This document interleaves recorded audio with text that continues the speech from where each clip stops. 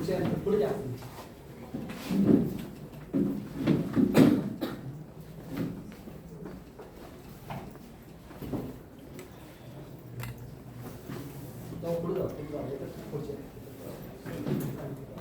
स्वागतम स्वागतम सुस्वागतम स्वागतम स्वागतम सुस्वागतम. नमस्कार.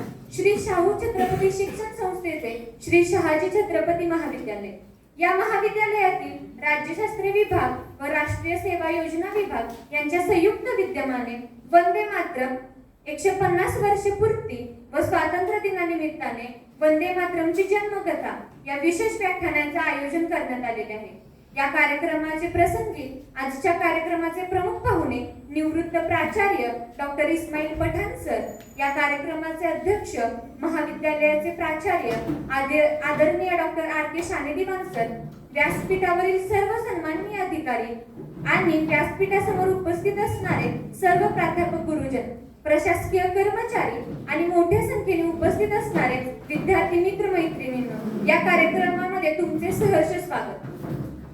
आपल्या महाविद्यालयाची प्रथा आणि परंपरेनुसार कार्यक्रमाची सुरुवात महाविद्यालयाच्या प्रार्थनेने करूया. त्यासाठी मी सर्वांना विनंती करते की सर्वांनी हात जोडून डोळे बंद करून प्रार्थनेचे श्रवण करावे.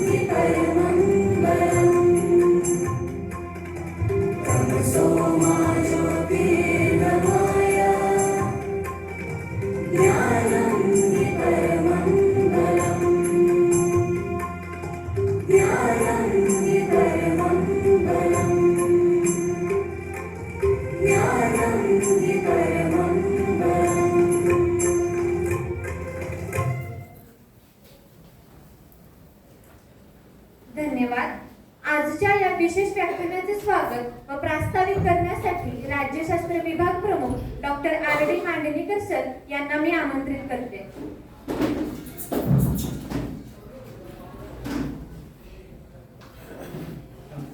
सर्वांना नमस्कार.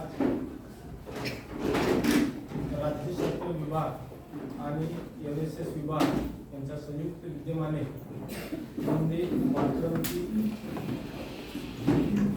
जन्मकथा याविषयी विशेष व्याख्यान आज या ठिकाणी आयोजित केलेलं आहे.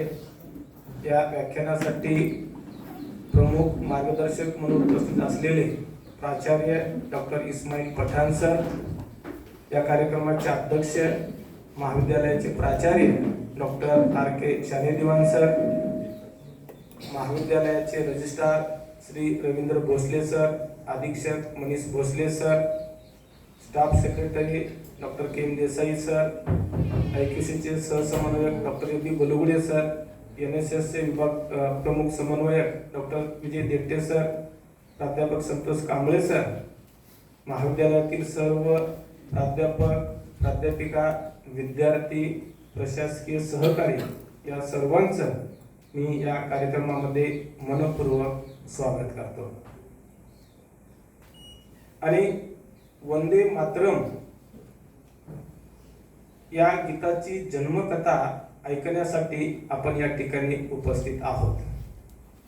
वंदे मातरम या राष्ट्रीय गीताला 150 वर्ष पूर्ण झालेली आहेत आणि या 150 वर्ष पूर्ण झाल्यानंतरही वंदे मातरम या राष्ट्रीय गीताविषयीची जन्मकथा आपल्याला ऐकून घेण्यासाठी सर्वांना या ठिकाणी उत्सुकता लागलेली आहे. वंदे मातरम या राष्ट्रीय गीताविषयीची ऐतिहासिक पार्श्वभूमी आणि वंदे मातरम या गीताची रचना कशा पद्धतीने झालेली आहे या संदर्भामध्ये आपल्याला सखोल या ठिकाणी मार्गदर्शन होणार आहे. दुसरं महत्त्वाचा उद्देश असा आहे की वंदे मातरम या गीताची संघर्ष गाथा सुद्धा कशी आहे याविषयी सुद्धा आपल्याला या ठिकाणी आज व्याख्यान आयोजित केलं जाणार आहे.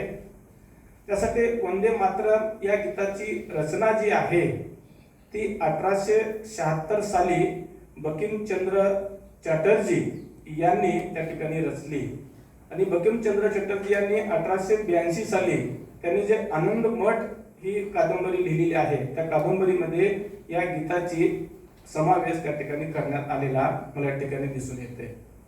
आणि मग 1905 साली जे बंगालची फाळणी झाली आणि त्या फाळणीच्या वेळेस मात्र हे वंदे मातरम हे गीत त्या ठिकाणी गायलं गेलं.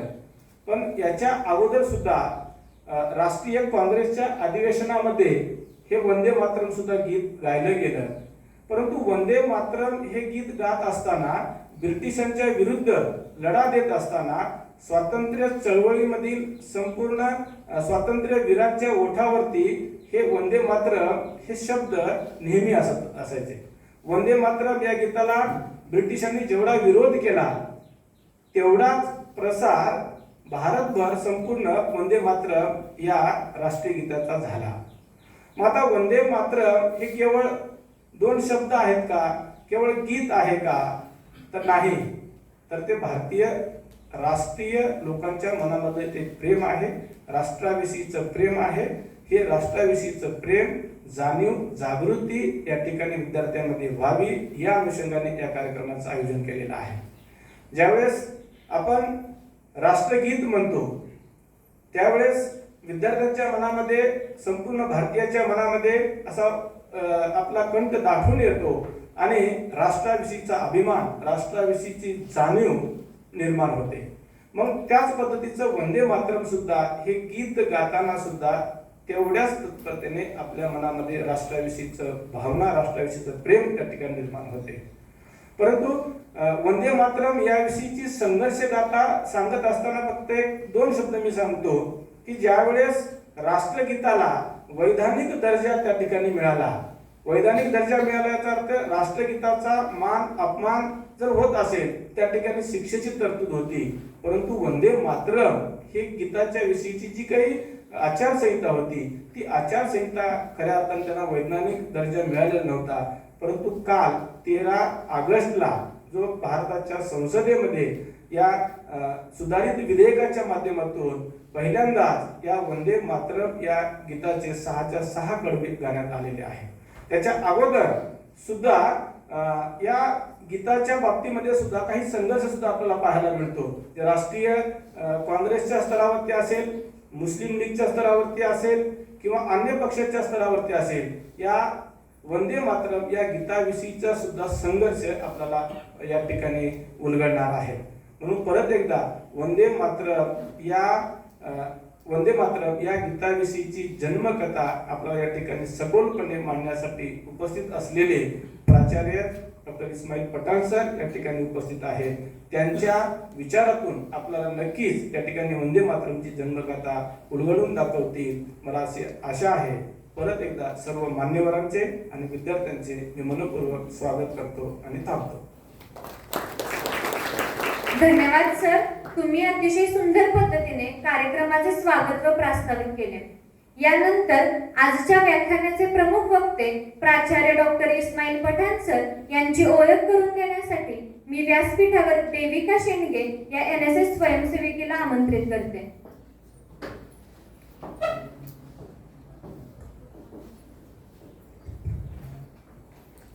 नमस्कार, मी NSS ची स्वयंसेविका कुमारी देविका प्रेषित शेंडगे, BCom फर्स्ट इयरची विद्यार्थिनी आपणा सर्वांचे स्वागत करते. आजच्या प्रमुख पाहुण्यांचा परिचय करून देण्यासाठी मी आपणासमोर उभी आहे. आजच्या कार्यक्रमाचे प्रमुख पाहुणे आणि ज्येष्ठ इतिहास अभ्यासक माजी प्राचार्य डॉक्टर इस्माईल हुसेन साहेब पठाण यांचा परिचय करून देताना मला विशेष आनंद होत आहे. डॉक्टर इस्माईल पठाण हे MA, PhD इतिहास या उच्च शैक्षणिक पात्रतेने संपन्न असून त्यांनी कोल्हापूरच्या औद्योगिक विकासाची 25 वर्षे म्हणजेच 1949 ते 1974 एक अभ्यास या विषयावर PhD संशोधन केले. इतिहास विषयाच्या सखोल अभ्यासाबरोबरच कोल्हापूरच्या सामाजिक, राजकीय, औद्योगिक आणि ऐतिहासिक वाटचालीचा त्यांनी चिकित्सक पद्धतीने अभ्यास केला आहे. त्यांच्या प्रदीर्घ शैक्षणिक आणि प्रशासकीय कारकिर्दीत शिवाजी विद्यापीठात 7 वर्षे प्रशासकीय सेवा, त्यानंतर 14 वर्षे इतिहास विषयाचे प्राध्यापक आणि तब्बल 10 वर्षे प्राचार्य म्हणून त्यांनी उल्लेखनीय कार्य केले आहे. म.ह. शिंदे महाविद्यालय, तिसंगी, तालुका गगनबावडा, जिल्हा कोल्हापूर येथून ते प्राचार्य पदावरून सेवानिवृत्त झाले आहेत. संशोधनाच्या क्षेत्रातही त्यांचे भरीव योगदान आहे. त्यांच्या मार्गदर्शनाखाली 5 विद्यार्थ्यांनी MPhil आणि 7 विद्यार्थ्यांनी PhD पूर्ण केली आहे. त्यामुळे एक शिक्षक, संशोधक आणि मार्गदर्शक म्हणून त्यांचे योगदान निश्चितच प्रेरणादायी आहे. लेखन क्षेत्रातही डॉक्टर पठाण यांचा विशेष ठसा आहे. त्यांनी विविध विषयांवर 7 संशोधनपर लेख लिहिले असून त्यापैकी 5 लेख शिवाजी विद्यापीठाच्या जर्नलमध्ये प्रकाशित झाले आहेत. तसेच ते शिवाजी विद्यापीठाच्या हीरक महोत्सवी इतिहास लेखन समितीचे सदस्य म्हणूनही कार्यरत राहिले आहेत. विविध ऐतिहासिक विषयांवर त्यांनी विपुल लेखन व व्याख्याने केली आहेत. छत्रपती संभाजी महाराज, छत्रपती शिवाजी महाराज, शिवरायांची धर्मनीती, छत्रपती राजाराम महाराज, राजश्री छत्रपती शाहू महाराज, महाराणी ताराबाई, राष्ट्रपिता महात्मा गांधी, कर्मवीर भाऊराव पाटील, भारतीय स्वातंत्र्य चळवळ, मुस्लिम लीग आणि फाळणी अशा विविध विषयांवर त्यांनी अभ्यासपूर्ण व्याख्याने दिली आहेत.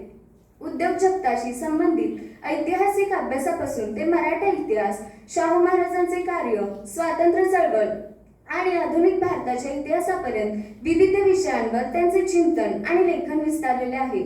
इतिहासाकडे केवळ भूतकाळ म्हणून न पाहता त्यातून वर्तमान काळाचे आकलन आणि भविष्याची दिशा शोधण्याची त्यांची अभ्यासू दृष्टी विशेष उल्लेखनीय आहे.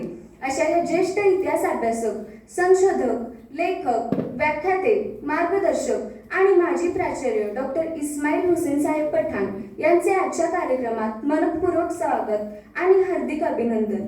सर, आपल्या बहुमूल्य उपस्थितीबद्दल मनपूर्वक आभार. धन्यवाद. धन्यवाद देविका, तू अतिशय सुंदर पद्धतीने सरांची थोडक्यात ओळख करून दिली. यानंतर आजच्या कार्यक्रमाचे अध्यक्ष प्राचार्य डॉक्टर R.K. शाने दिवाण सरांना विनंती करते की आजचे प्रमुख वक्ते डॉक्टर इस्माईल पठाण सर यांचे सन्मानपूर्वक स्वागत करावे.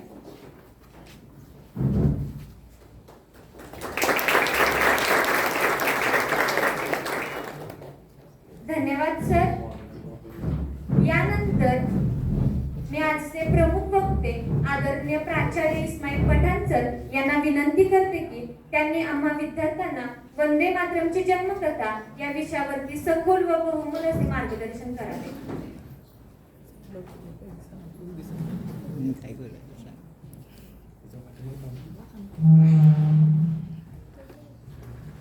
हॅलो, सर्वांना नमस्कार. वंदे मातरम या गीताची जन्मकथा या विषयावरील व्याख्यानाचे अध्यक्ष मराठी वाङ्मयातील एक भारदस्त नाव, लेखक आणि या महाविद्यालयाचे आदरणीय प्राचार्य, आमचे मित्र डॉक्टर शाणी दिवाण सर, डॉक्टर R.D. मांडणीकर, त्यांचे इतर सर्व सहकारी, विचारमंचावर स्थानापन्न असलेली सर्व मंडळी, शिक्षक, शिक्षकेतर कर्मचारी आणि विद्यार्थी बंधू भगिनी, प्रथमतःच 15 ऑगस्टच्या पूर्वदिनी या अत्यंत महत्त्वाच्या विषयावर आपण व्याख्यान आयोजित केलं त्याबद्दल महाविद्यालयाचे प्रशासन, प्राचार्य, राज्यशास्त्र विभाग, इतर सर्व मंडळी यांना मी मनपूर्वक धन्यवाद देतो. त्याचबरोबर ज्यांनी लाठ्या खाट्या झेलल्या, ज्यांनी हुतात्म्य पत्करलं, ज्यांच्या घरावर जप्त्या आल्या, ज्यांच्या प्रेस ब्रिटिश शासनानं जप्त केली आणि ज्यांच्या घराची राख रांगोळी केली, त्या सर्व स्वातंत्र्य सैनिक ज्यांनी बलिदान दिलं, ज्यांच्यामुळं आज आपण स्वतंत्र भारतामध्ये राहत आहोत. आपली बहुतेक सर्वांची पिढी ही स्वातंत्र्यानंतर जन्माला आलेली आहे. त्यामुळं स्वातंत्र्य संग्राम काय होता आणि ब्रिटिशांनी किती अन्याय अत्याचार केले याची काय आपल्याला फक्त वाचूनच कल्पना आहे, आपल्याला काय अनुभव तो घेता आला नाही. तर या सर्व हुतात्म्यांना, क्रांतिकारकांना मी मनपूर्वक अभिवादन करतो. वंदे मातरम हा नेमका कशा प्रकारचं गीत होतं आणि हे टायटल कसं आलं हे सांगण्याच्या आधी मला विद्यार्थ्यांना हे सांगावं लागेल की हे कोणाविरुद्ध होतं? इंग्रजांच्या विरुद्ध होतं. हे इंग्रज कधी आले किंवा इथं युरोपियन आले कधी हे मी मुद्दाम 1-2-3 मिनिटांमध्ये सांगणार आहे, कारण आपण स्पर्धा परीक्षेचेही विद्यार्थी आहात. स्पर्धा परीक्षेला हा प्रश्न वारंवार विचारला जातो, याच्या अनुषंगाने प्रश्न येतात. भारतामध्ये युरोपियन लोकांचा प्रवेश कधी झाला हा पहिला प्रश्न यामध्ये निर्माण होतो. 1453 तुर्कांनी कॉन्स्टँटिनोपॉल हे शहर जिंकलं आणि भारताबरोबरच्या व्यापाराचा मार्ग त्यांनी रोखून धरला. त्यामुळं आपोआपच भारताकडं जायला, व्यापार करण्यासाठी मार्गाचा शोध घेण्याची वेळ आली आणि तो शोध सुरू झाला आणि यातून स्पॅनिश राजा आणि राणीच्या सहाय्यानं कोलंबसानं भारताचा शोध घेण्यासाठी म्हणून प्रयाण केलं, परंतु त्याचा मार्ग चुकला आणि तो 1492 साली अमेरिकेला पोहोचला. त्याच्या आधी अमेरिगो नावाच्या व्यक्तीनं अमेरिकेचा शोध लावला होता आणि त्याच्या नावावरून अमेरिका या खंडाचा शोध लागलेला. ते वादग्रस्त प्रकरण थोडंसं आहे. 23 मे 1498 विद्यार्थ्यांनी ही तारीख लक्षात ठेवावी. 23 मे 1498 पोर्तुगीज खलाशी वास्को द गामा हा पहिल्यांदा भारत भूमीवर पदार्पण करता झाला आणि युरोपियन संस्कृतीचा तो पहिला प्रवेश याची नोंद ठेवा. वास्को द गामा कालिकत बंदर, कलकत्ता नव्हे, कलकत्ता हे पूर्व किनारपट्टीवर आहे, कालिकत बंदर हे पश्चिम किनारपट्टीवर आहे, केरळच्या आसपास होतो. आता त्याचा फारसा उल्लेख नाही. चुकून कलकत्ता लिहाल तर आपला मार्ग जाईल. तर कालिकत बंदरात हा वास्को द गामा आला आणि तिथून पोर्तुगीजांचं येणं सुरू झालं. 1498 पासून पोर्तुगीज यायला सुरुवात झाली आणि ते प्रचंड नफा मिळवत आहेत म्हटल्यानंतर युरोपमधल्या इतर 3 जमाती या भारतामध्ये यायला सुरुवात झाली. 1498ला पोर्तुगीज आले आणि त्यांनी गोवा, दीव, दमण या ठिकाणी आपली केंद्र स्थापन केली. केंद्र म्हणजे वखारी त्यावेळच्या भाषेमध्ये व्यापाराची केंद्र त्यांनी निर्माण केली. 1595ला म्हणजे जवळजवळ 100 वर्षांनंतर डच आले आणि डचांनी सुरत, पालखोल आणि वेंगुर्ला या ठिकाणी आपली केंद्र निर्माण केली. आपली व्यापारी वखारी उभा केल्या. इंग्रज थर्ड टाइमला आलेले आहेत. 1613 साली आले इंग्रज आणि त्यांनी सुरत, मुंबई, कलकत्ता आणि मद्रास या 4 ठिकाणी आपली व्यापारी केंद्र प्रस्थापित केली. आणि फ्रेंच 1667 मध्ये आले आणि त्यांचं एकच केंद्र राहिलं. फारसं त्यांना हालचाल फारशी करता आली नाही. त्याला वेगवेगळी कारणं होती आंतरराष्ट्रीय स्तरावरची. आणि 1667ला ते आले आणि पॉंडिचेरीला त्यांनी आपलं केंद्र, आज सुद्धा पॉंडिचेरीला त्यांचं केंद्र तिथं आहे. लायब्ररी वगैरे बऱ्यापैकी केंद्र आहे.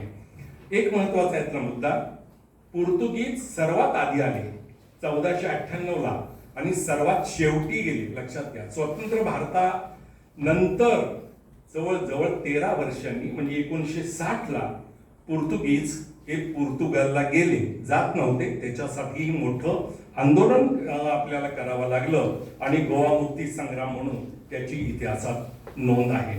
हे 4 युरोपियन व्यापारी यांच्यामध्ये डच थोडे कमकुवत होते. इंग्रजांनी फ्रेंचांचा पराभव केला कारण त्यांना आपल्या मार्गात स्पर्धक नको होता. इंग्रजांचं सामर्थ्य बघून पोर्तुगीजांनी सावध पवित्रा घेतला आणि ते थोडस माग राहायला लागले. इंग्रजांचं आपण कॉन्सन्ट्रेट करू आता इंग्रजावर. ते 1613ला आले आणि 1757 पर्यंत 140 वर्ष इंग्रजांनी फक्त व्यापार केला. अवलोकन करत राहिले, निरीक्षण करत राहिले, अभ्यास करत राहिले, अहवाल मागवत राहिले, अहवाल इंग्लंडला पाठवत राहिले ईस्ट इंडिया कंपनीकडे. पहिल्यांदा ब्रिटिश सरकार म्हणून ते आलेले नाही, ईस्ट इंडिया कंपनी, व्यापारी कंपनी म्हणून ते आले. बऱ्याच विद्यार्थ्यांची यामध्ये फसगत होते. तर 1613ला आलेल्या इंग्रजांनी 1757 पर्यंत 140 वर्ष फक्त व्यापार आणि व्यापारच केला. आपली तिजोरी भरली, व्यापाराची पाळंमुळं आपल्या हातात घेतली आणि वेगळं सामर्थ्य या मंडळींनी निर्माण केलं. तोपर्यंत त्यांनी राजकारणात, इथल्या व्यवस्थेमध्ये, इथल्या राज्यकर्त्यांच्या मध्ये किंवा इथल्या राजेशाहीमध्ये हस्तक्षेप केला नाही. पोर्तुगीजांनी मात्र 1498ला आल्यानंतर लागलीच 12 वर्षांनी 1510 साली आदिलशहाकडून गोवा जिंकून घेतलं. पोर्तुगीज त्या मानानं थोडं आततायी होते.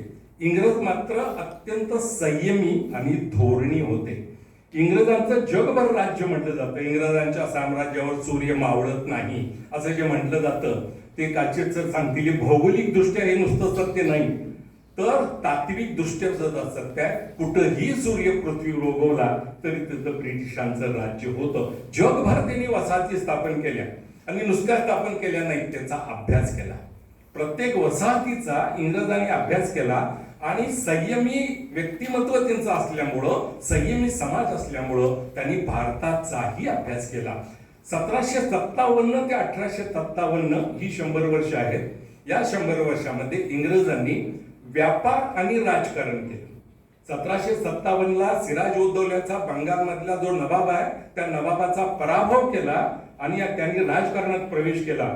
त्यांच्या लक्षात आलं की व्यापार 140 वर्ष केला, आता नुसता व्यापार नाही करायचा, आता राजकारण करायचं, आता सत्ता आपल्या ताब्यात घ्यायची, स्थावर आपल्या ताब्यात आली पाहिजे. म्हणून त्यांनी ही 100 वर्ष जी आहेत ही 100 वर्ष व्यापार आणि राजकारण तिजोरी भरून झाल्यानंतर त्यांनी राजकारणात प्रवेश केला आणि पुढची ही 100 वर्ष राजकारण आणि व्यापारामध्ये त्यांनी आपली एक वेगळ्या पद्धतीची मोनोपॉली निर्माण केली. 1857 हे वर्ष यासाठी खूप महत्वाचं आहे. या वर्षी इंग्रजांच्या विरुद्ध उठाव झाला आणि तिथूनच बंकिमचंद्रांच्या मनावर याचे थोडे कोरडे ओढले गेले.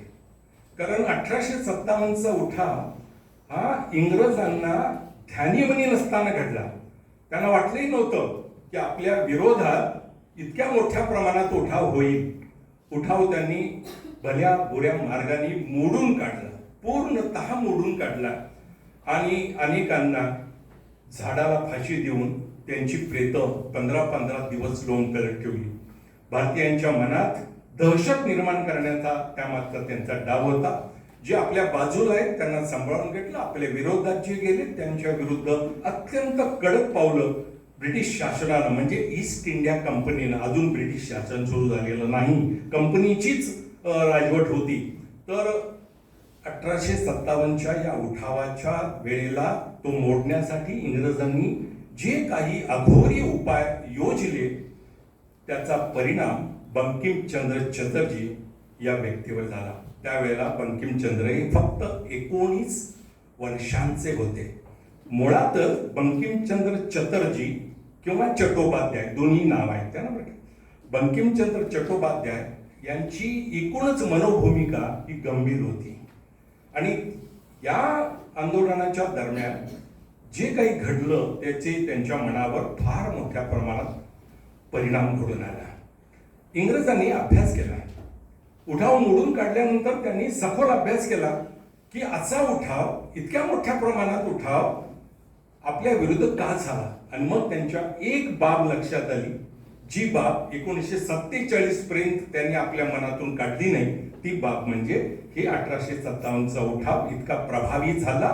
याचं कारण या देशातले 2 समाज जे आहेत, हिंदू आणि मुस्लिम, हे एकत्र लढले आणि त्याला कारणही तसं होतं. स्पर्धा परीक्षेला बसणाऱ्या विद्यार्थ्यांनी लक्षात ठेवावं, इनफिल्ड कंपनीच्या बंदुका त्यावेळेला वापरण्यासाठी ब्रिटिश प्रशासनानं आपल्या सैनिकांना दिलेल्या होत्या.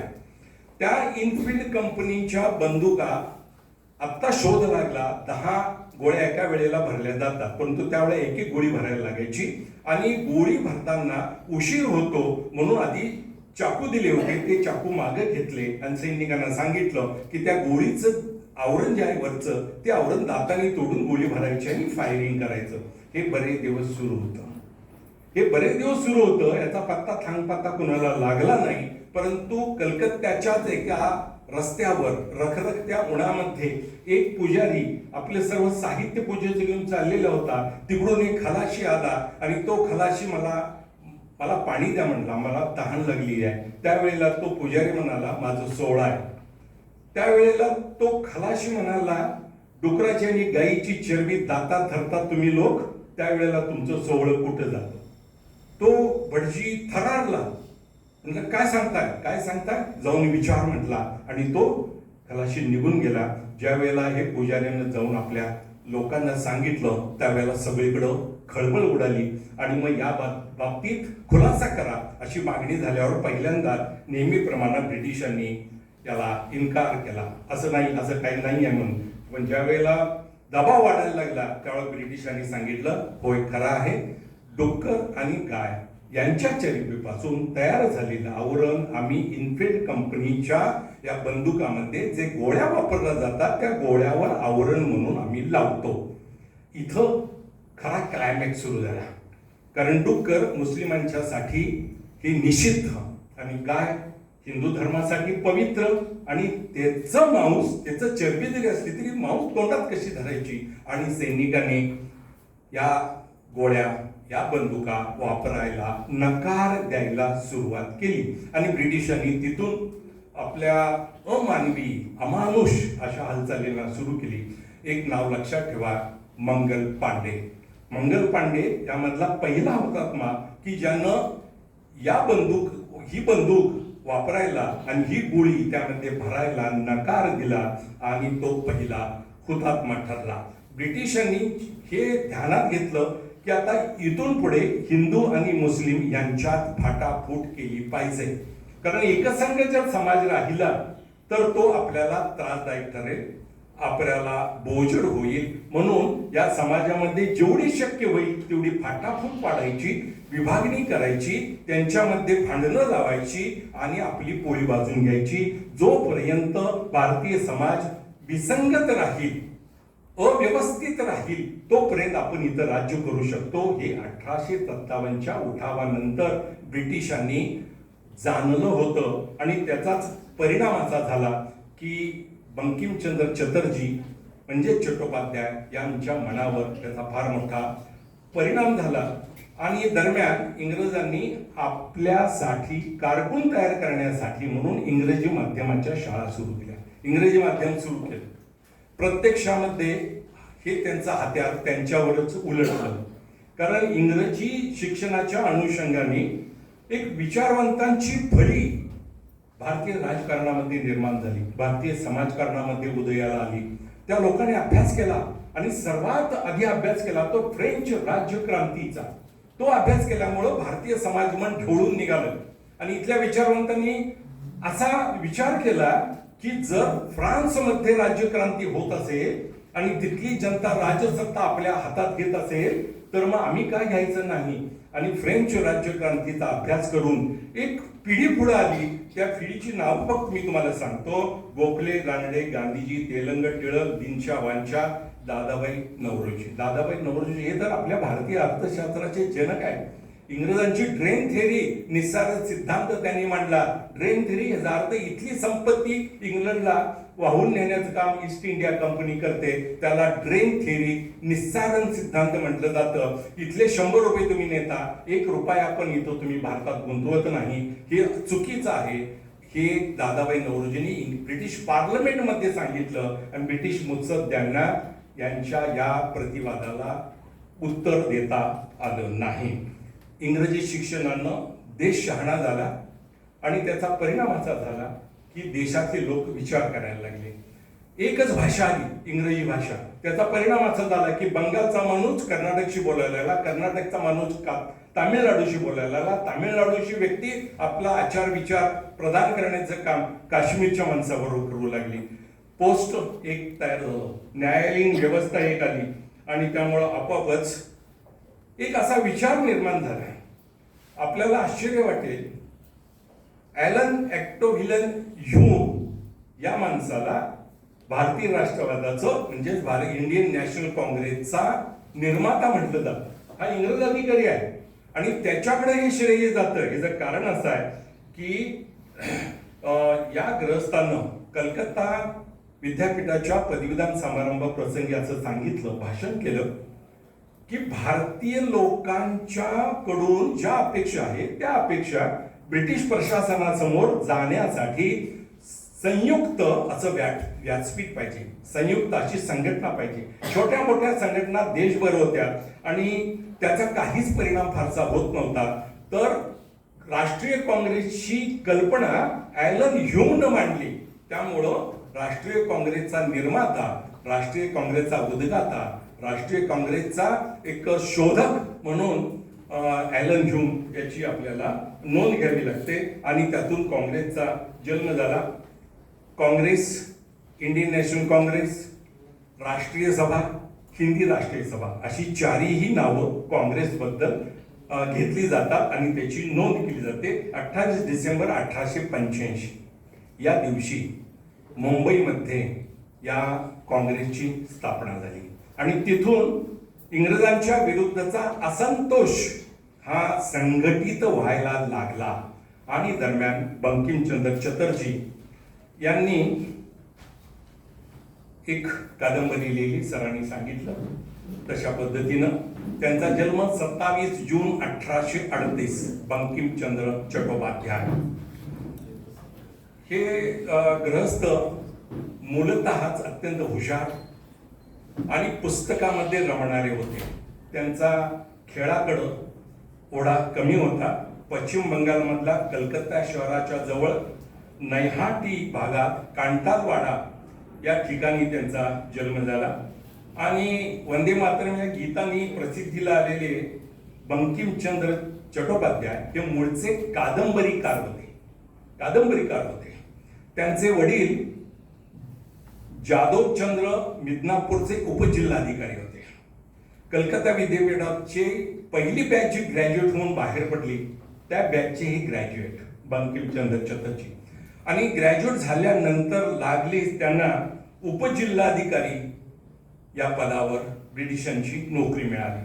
ब्रिटिशांच्या बद्दल त्यांच्या मनामध्ये आपुलकीची भावना नव्हती, परंतु उपन्यायाधीश या पदावरून आपल्याला भारतीय लोकांची सेवा करता येईल यासाठी त्यांनी हे पद स्वीकारलं आणि 1857ला जो काही अत्याचार झाला तसा अत्याचार होऊ नये यासाठी त्यांनी संपूर्ण विचारधारा आपली बदलली आणि आपली नीती न सोडता त्यांनी उपन्यायाधीश पदाचं काम केलं.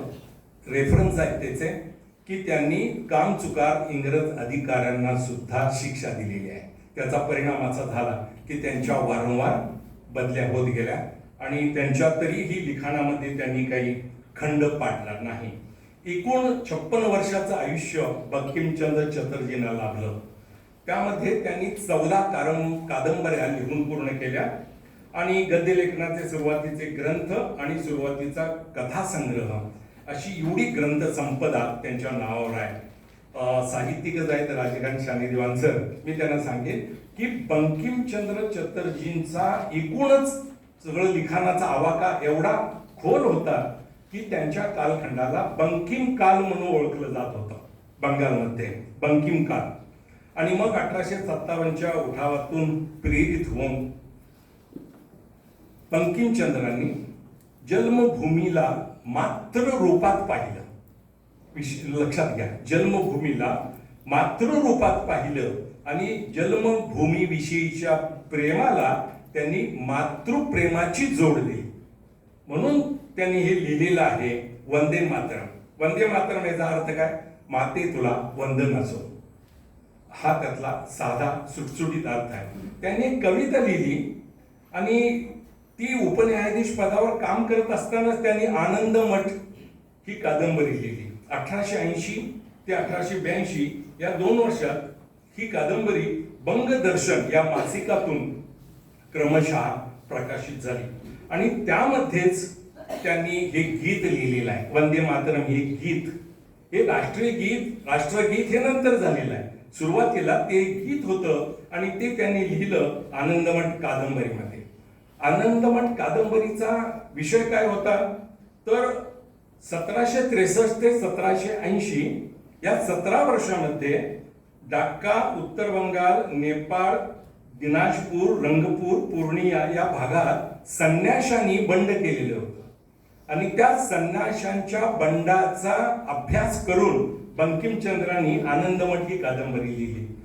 हा अभ्यास करणं त्यांना सोयीचं का झालं तर ते सरकारी नोकरीत उपन्यायाधीश पदावर होते, त्यामुळे सगळे ओरिजिनल डॉक्युमेंट्स त्यांना पाहता आले आणि मग त्या आधारावर त्यांनी ही आनंदमठ ही कादंबरी लिहिली आणि त्यामध्ये आपलं हे गीत समाविष्ट केलेलं आहे. त्या कादंबरीचा ते भाग अशा पद्धतीने आहे, त्यात काय वेगळं कोणाच्या नायकाचे किंवा नायिकेच्या मुखामध्ये घातलेलं नाही, तर त्यांनी हे गीत लिहिलं आणि मग ती कविता म्हणून ते त्यामध्ये त्यांनी समाविष्ट केलं आणि या गीतासाठी त्यांनी मेघमल्हार या रागाचं रिकमेंडेशन केलं, या रागाची शिफारस त्यांनी केली.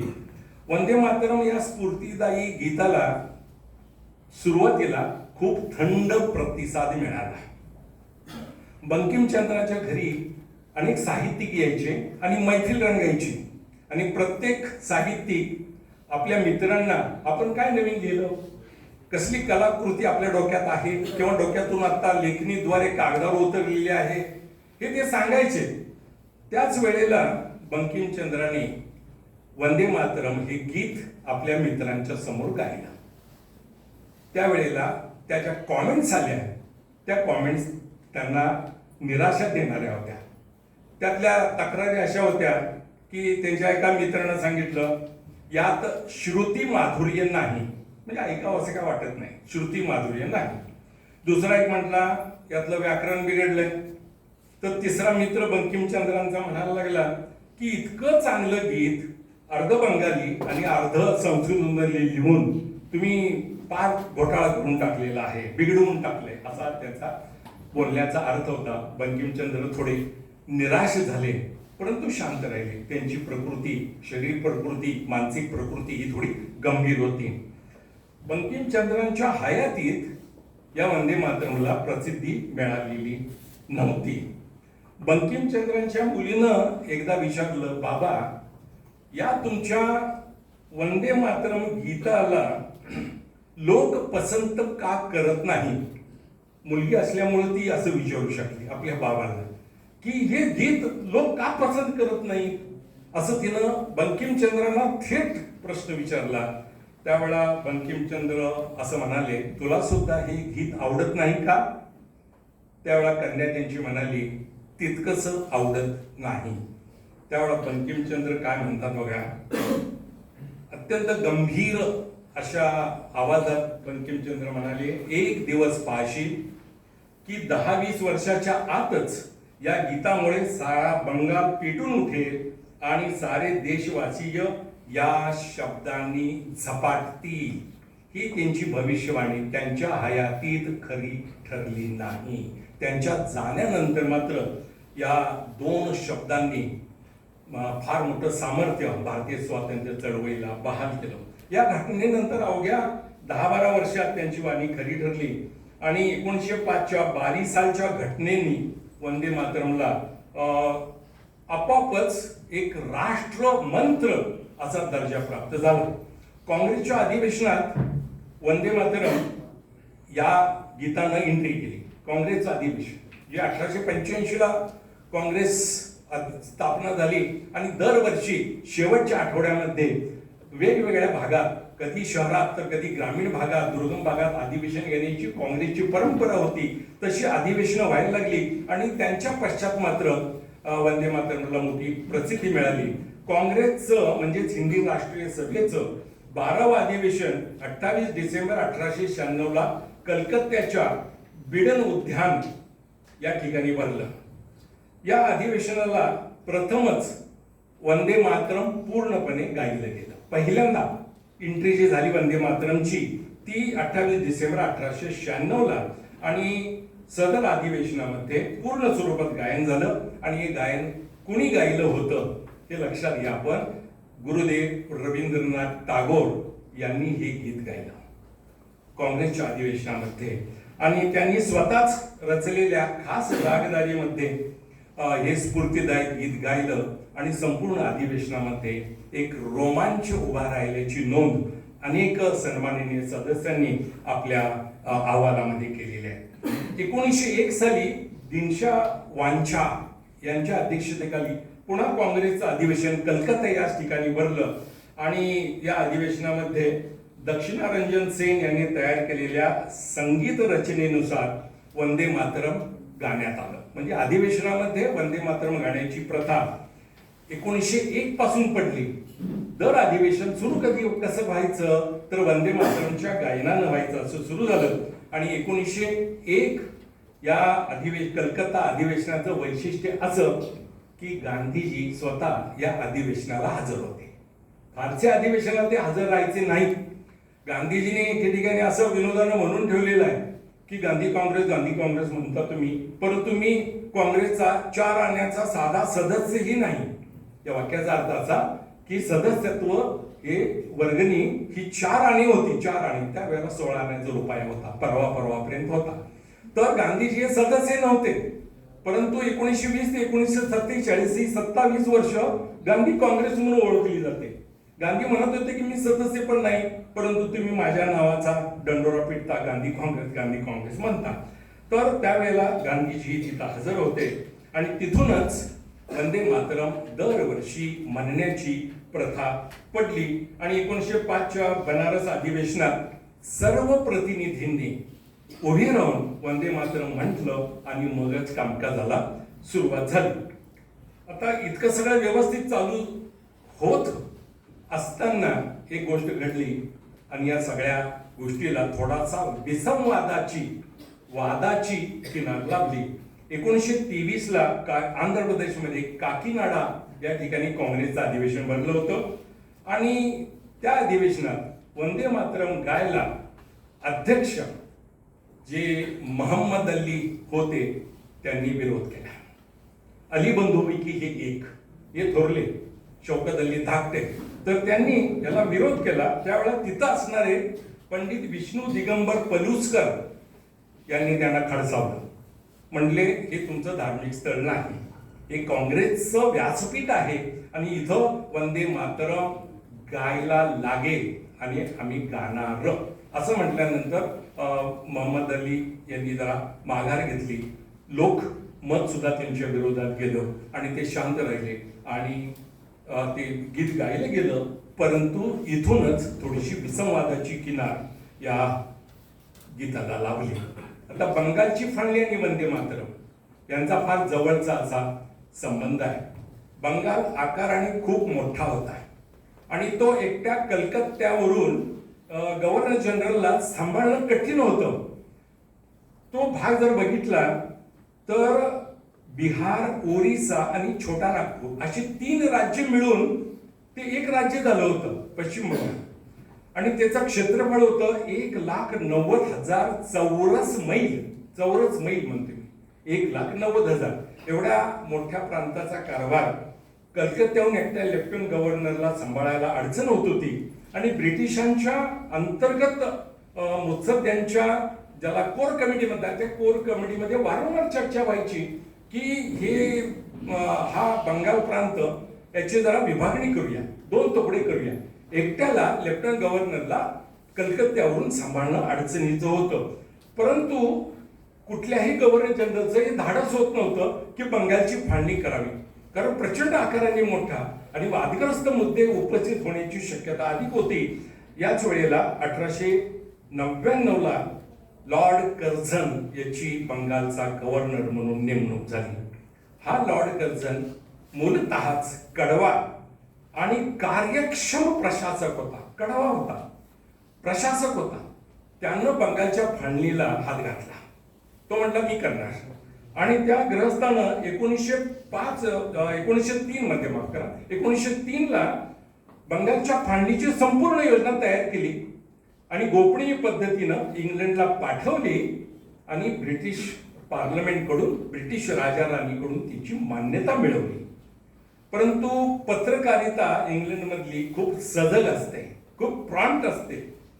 आणि मग मे 1905च्या लंडनच्या स्टँडर्ड या वृत्तपत्रानं ही बातमी प्रसिद्ध केली की भारतातल्या पश्चिम बंगालच्या राज्याची विभागणीला ब्रिटिश पार्लमेंटनं मान्यता दिलेली आहे. त्यावेळेला गडबड उडाली, सगळीकडनं चर्चा सुरू झाली. नेहमीसारखं ब्रिटिशांनी पहिल्यांदा नकार दिला. नंतर मात्र जास्तच दबाव वाढायला लागल्यानंतर ब्रिटिश प्रशासनाने जाहीर केलं की होय, गव्हर्नर जनरलकडून आलेल्या प्रस्तावाला मान्यता देण्यात आलेली आहे आणि बंगालचे 2 विभाग आम्ही केलेले आहेत. ते 2 प्रांत असे होते, फक्त त्या संख्येकडे तुम्ही लक्ष ठेवली आणि धर्माकडे लक्ष ठेवली, कुठल्या धर्माचे लोक किती होते हे तुम्हाला लगेच लक्षात येईल. पहिला भाग पूर्व बंगाल व आसाम, ढाका राजधानी, तिथून लेफ्टनंट गव्हर्नर शासन चालवे. क्षेत्रफळ 1,06,540 चौरस मैल. लोकसंख्या 3,10,00,000. मुस्लिम 1,80,00,000 तर हिंदू 1,20,00,000. यात काय फारसा फरक नाही, थोडंच आहे. दुसरा पश्चिम बंगाल, कलकत्ता राजधानी आणि सुरुवातीला ढाका राजधानी होती. ही कलकत्ता राजधानी, क्षेत्रफळ 1,41,580 चौरस मैल. लोकसंख्या एकूण 5,40,00,000. त्यापैकी 4,20,00,000 हिंदू आणि फक्त 90,00,000 मुस्लिम. यामध्ये हिंदू मुस्लिमांचं प्रमाण हे विषम आहे. ते एवढ्यासाठी आहे की एके ठिकाणी मुस्लिम जास्त ठेवायचे, हिंदू असं असुरक्षित राहतील, आणि एके ठिकाणी हिंदू जास्त ठेवायचे आणि मुस्लिम मायनॉरिटीमध्ये ठेवायचे, आणि त्यांच्यामध्ये विसंवाद कसा होईल, संघर्ष कसा होईल, भांडणं कसं होईल हे पाहायचं, हा त्यामागचा डाव होता. संपूर्ण देशभर आंदोलनाला सुरुवात झाली. ही फाळणी आम्हाला मान्य नाही अशा पद्धतीनं संपूर्ण आंदोलन सुरू झाली. यामागे 3 उद्देश होते आणि हे उद्देश काँग्रेसनं स्पष्टपणे मांडले. ते उद्देश कुठले होते? 1857च्या उठावात निर्माण झालेली हिंदू मुस्लिमांची एकी नष्ट करणे, हिंदू मुस्लिम या 2 धर्मांमध्ये तेढ संघर्ष वाढविणे, आणि 1885 पासून काँग्रेसच्या निर्मितीमुळं समाज जो एकसंघ व्हायला लागलाय आणि भारतीय समाजामध्ये जी एक एकी दिसतीये, राष्ट्रीयत्व निर्माण झालेलं आहे, त्या राष्ट्रीयत्वाला खो घालू नये अशा 3 उद्देशांनी ही फाळणी करण्यात आलेली आहे. याबद्दल भारतीयांचं एकमत झालं, सगळीकडे आंदोलनं सुरू झाली, प्रचंड असंतोष आणि लोक रस्त्यावर यायला लागले. ब्रिटिशांनी वंदे मातरम गीत म्हटल्याबद्दल दंड करायला सुरुवात केली. वंदे मातरम हे 2 शब्द उच्चारायला बंदी घातली. वंदे मातरम गीत म्हणायला ब्रिटिशांनी बंदी घातली. फाळणीच्या विरोधात आंदोलन सुरू झालं. लॉर्ड कर्झननं सांगितलं फाळणीमध्ये काहीही फेरफार होणार नाही. परिणामी आंदोलन तीव्र झालं आणि परदेशी मालावर बहिष्कार टाकण्याचं काम सुद्धा त्या दरम्यान सुरू झालं. 16 ऑक्टोबर 1905 ला या बंगालच्या फाळणीची अंमलबजावणी होईल म्हणून गॅझेट जाहीर करण्यात आलं. तारीख जाहीर झाली. तुम्ही आंदोलन करा, काही करा, बंगालची फाळणी ही 16 ऑक्टोबर 1905 पासून प्रत्यक्षात येईल. आणि यासाठी नवीन जो प्रांत झालेला आहे त्याच्यावर लेफ्टनंट बेल्मिथ फुल्लर या अधिकाऱ्याची नेमणूक झाली. हा ग्रहस्थ थोडासा उर्मट होता, थोडासा का बराचसा उर्मट होता आणि त्यानंही या आगीत तेल ओतण्याचं काम केलं. 7 ऑगस्ट 1905 ला कलकत्त्याच्या कॉलेज चौकामध्ये तरुण विद्यार्थ्यांची एक फार मोठी सभा आयोजित करण्यात आली. त्या सभेला इतकी गर्दी झाली की ती एकच सभा 4 ठिकाणी घ्यावी लागली. भारतीय सभाशास्त्राच्या एकूणच व्यवस्थेमधला हा अपवादात्मक भाग असावा असं सर मला वाटतंय. एकच सभा 4 ठिकाणी घ्यावी लागली कारण प्रचंड लोक आले आणि विद्यार्थ्यांची संख्या खूप होती आणि त्यामुळे आपोआपच 4 ठिकाणी विभागून ही सभा घेण्यात आली. आणि त्या सभेमध्ये इतकं भारावलेलं सगळं वातावरण होतं आणि यातच एक तरुण जोरात त्यानं आवळी ठोकली वंदे मातरम. आणि या क्षणापासून वंदे मातरम हे गीताचं शीर्षक राहिलं नाही तर ती घोषणा बनली आणि पुढील काळात तो एक राष्ट्र मंत्र बनला. संपूर्ण सभा थरारली आणि सर्वांच्या मुखी सुरू झालं वंदे मातरम, वंदे मातरम, वंदे मातरम. आणि ब्रिटिशांनी वंदे मातरम शब्द उच्चारण्याला डोक्यात दंडुका घालायला सुरुवात केली. याच वातावरणात, तापलेल्या वातावरणात हा जो गव्हर्नर जनरल नवीन नियुक्त केलेला होता फुल्लर यानं तेल ओतण्याचं काम केलं. त्यानं अत्यंत आक्षेपार्ह आणि विकृत विधान केलं की तो असं म्हटला की हिंदू आणि मुसलमान या माझ्या 2 बायका आहेत आणि दुसरी बायको मला विशेष प्रिय आहे. संपूर्ण बंगालमध्ये त्याच्या विरोधात आंदोलनं झाली. फार मोठ्या प्रमाणात आंदोलनाची धार वाढली. वंदे मातरम हा मंत्र बंगालमध्येच सीमित न राहता संपूर्ण देशभर पसरला आणि त्या अनुषंगाने प्रभात फेऱ्या निघायला लागल्या. रविवारी वंदे मातरम म्हणत प्रभात फेऱ्या निघायला लागल्या. लोकांनी छातीवर बिल्ले लावले वंदे मातरम. पोलीस त्यांना पकडायचे, डोक्यावर दंडुका हाणायचे. रक्तबंबाळ अवस्थेत सुद्धा आंदोलन वंदे मातरम म्हणायचं सोडायचे नाही. अशा पद्धतीनं पोलिसांच्या लाठ्या खाट्या आंदोलकांनी खाल्ल्या. 16 ऑक्टोबर 1905 ला अंमलबजावणी होणार हे जाहीर झालं. रवींद्रनाथ टागोरनी एक अभिनव उपक्रम त्यावेळेला जनतेला दिला. ते असं म्हणायला लागले की 16 ऑक्टोबर 1905 ला बंगालच्या फाळणीची अंमलबजावणी होणार आहे, आपण त्याला कडवा विरोध करायचा आहे. विरोध कसा करायचा तर आपली एकी दाखवून. एकी कशी दाखवायची तर बंगालच्या प्रत्येक व्यक्तीनं दुसऱ्या व्यक्तीला राखी बांधायची. यामुळं आम्ही एक आहोत हा संदेश आपोआपच ब्रिटिश प्रशासनाकडे जाईल. त्या पद्धतीनं रवींद्रनाथ टागोरांच्या या सूचनेची अंमलबजावणी झाली आणि संपूर्ण बंगाल रस्त्यावर आला आणि त्यांनी सकाळीच सगळ्यांना एकमेकांना राख्या बांधायला सुरुवात केली. ब्रिटिश प्रशासनाच्या नेहमीच प्रमाणे डोकं सटकलं आणि त्यातून फार मोठ्या प्रमाणावर लाठी हल्ला झाला. 14 एप्रिल 1906 ला एक मोर्चा निघाला. त्या मोर्चावर प्रचंड प्रमाणावर पोलिसांनी लाठी हल्ला केला. त्यामधून अरविंद बाबू, मोतीलाल घोष, सुरेंद्रनाथ आणि भूपेंद्रनाथ दत्त ही मंडळी सुद्धा सुटली नाही, तीही जखमी झाली. भूपेंद्रनाथ दत्त म्हणजे स्वामी विवेकानंदांचे बंधू. वंदे मातरम हा मंत्रच झाला. त्या गीताचं शीर्षक ते राहिलंच नाही. आणि मग 1906 बिपिनचंद्र पाल यांनी वंदे मातरम हे इंग्रजी दैनिक सुरू केलं.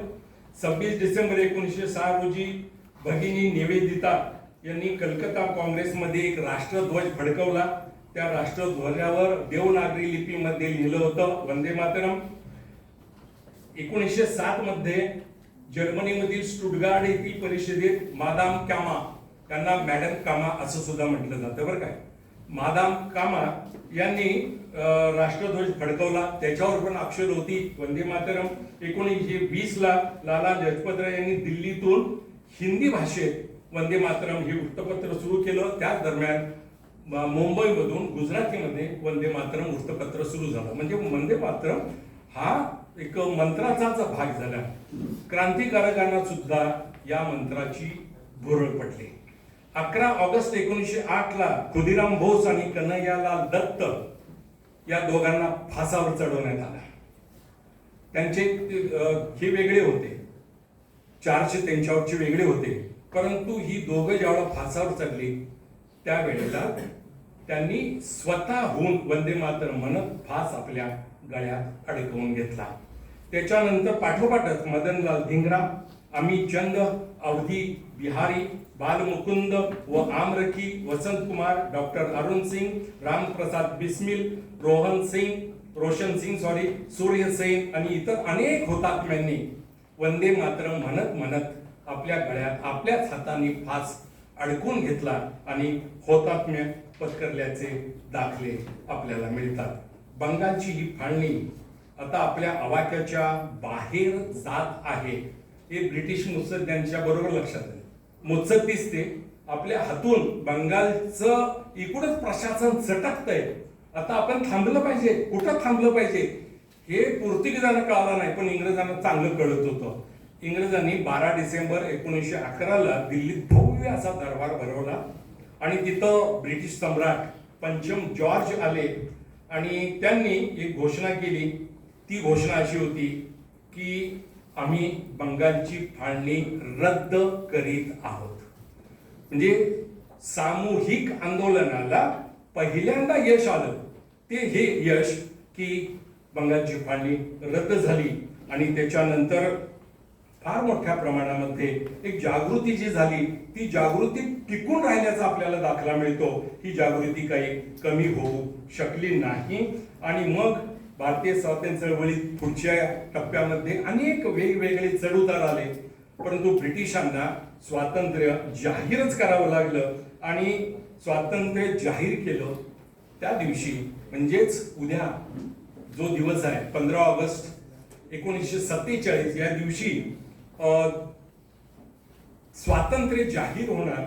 त्या दिवशी पंडित ओंकारनाथ यांना सरदार वल्लभभाई पटेलनी वंदे मातरम म्हणण्यासाठी खास पाचारण केलं आणि 15 ऑगस्ट 1947च्या दिवशी स्वातंत्र्याची मंगलमय पहाट होत असताना या पंडितांनी संपूर्ण गीत ऑल इंडिया रेडिओवरून देशाला ऐकवलं. विशेष हा भाग आहे त्यातला सांगण्यासारखा, नोंद घेण्यासारखा आपण तो हा की हे पंडित ओंकारनाथ वयस्कर होते, परंतु हे संपूर्ण 5 कडव्याचं गीत त्यांनी उभा राहून स्टुडिओमध्ये म्हटले. बसून म्हटले असते तर कोणी ऑब्जेक्शन घेतलं नसतं. वयस्कर होते, कुणाला दिसत पण नव्हतं, आजच्यासारखं सगळं काही दिसत नव्हतं. तरी सुद्धा त्यांच्या मनात वंदे मातरम या गीताबद्दल एवढा आदर होता की त्यांनी ते सगळं गीत उभा राहून म्हटलं. तर वंदे मातरमचा असा इतिहास 47 पर्यंत या 2 शब्दांची जादू, या 2 शब्दांचं पावित्र्य, या 2 शब्दांचं सामर्थ्य टिकून राहिलं आणि संपूर्ण देशभर बंगालची फाळणी रद्द झाली, परंतु हे 2 शब्द वाचनात गेले नाही. ते अधिकाधिक प्रभावी होत गेले आणि संपूर्ण देशभर वंदे मातरम हा मंत्र गुंजत राहिला. तो ब्रिटिशांच्या विरोधात काम करत राहिला. त्यामुळे वंदे मातरम या गीताचे रचनाकार बंकिमचंद्र चट्टोपाध्याय हा मंत्र म्हणत म्हणत ज्यांनी रक्तबंबाळ होणं पसंत केलं ते सगळे आंदोलन करते.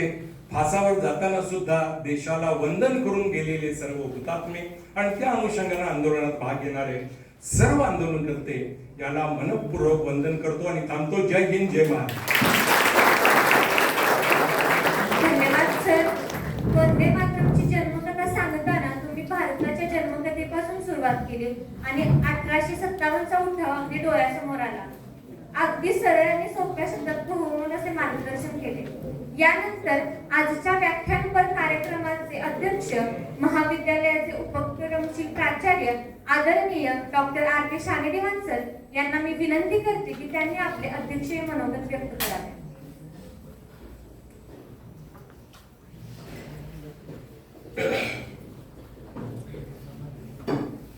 भारतीय स्वातंत्र्याचा 80वा स्थापना दिन उद्या साजरा होतो आहे. स्वातंत्र्य दिनाच्या 79वा वर्धापन दिन आणि 80वा स्थापना दिन आहे, हे आपण सर्वांनी लक्षात ठेवावं. या वर्षीच्या स्वातंत्र्य दिनाच्या निमित्तानं भारत सरकारने एक फतवा काढला. हा फतवा 2025च्या अनुषंगाने होता की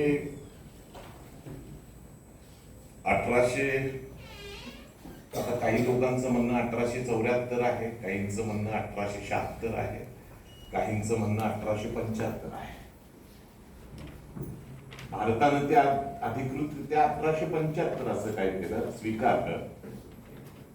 आणि 1875ला ज्या गीतानं, म्हणजे वंदे मातरमचा उल्लेख जो होतो आहे सातत्यानं, त्या गीताला 150 वर्ष 2025 साली झाली. आणि भारत सरकारने एक निर्णय घेतला. हा निर्णय अगदीच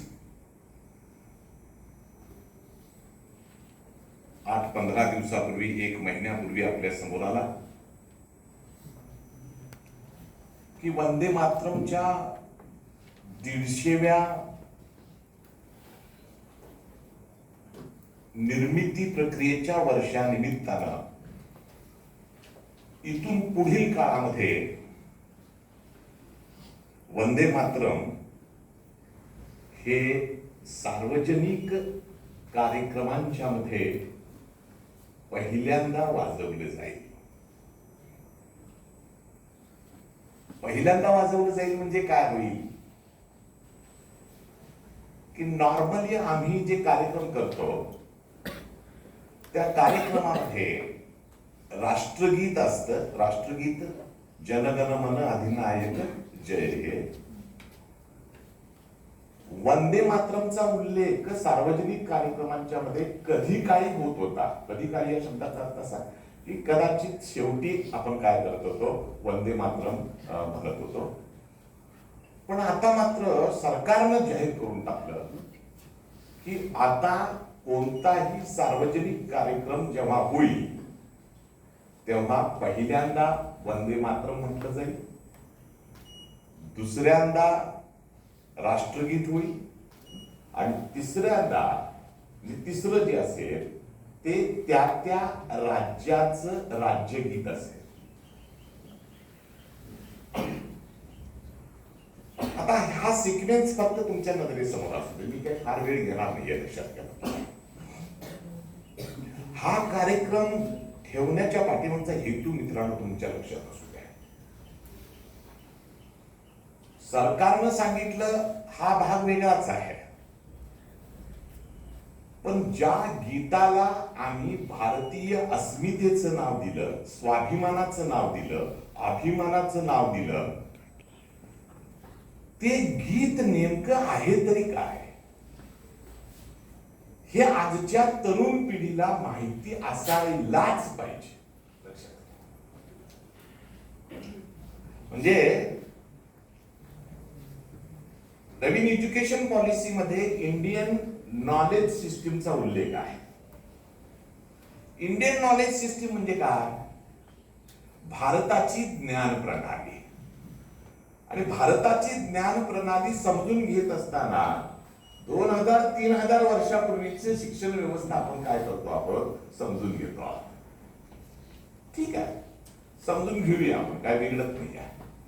पण ज्या गोष्टींच्या मुळे आपल्या देशाला स्वातंत्र्य मिळालं आणि जे गीत या भारतीयांच्या श्वासाचं प्रतीक बनलं, ते गीत किती लोकांना माहिती आहे?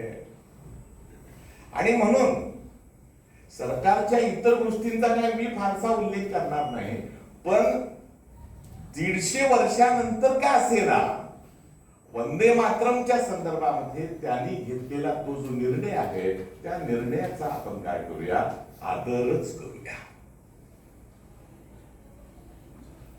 आणि जेव्हा हा निर्णय झाला, खर तर वंदे मातरमच्या संदर्भामध्ये मला वाटते 4-6 महिने झाले असतील सर, तुमचा मेसेज मला आला की सर वंदे मातरमच्या संदर्भामध्ये माझं व्याख्यान तयार आहे आणि जर कधी तुम्ही ठरवलं तर विद्यार्थ्यांच्या समोर मी बोलेन. 4-6 महिन्यापूर्वीची गोष्ट आहे.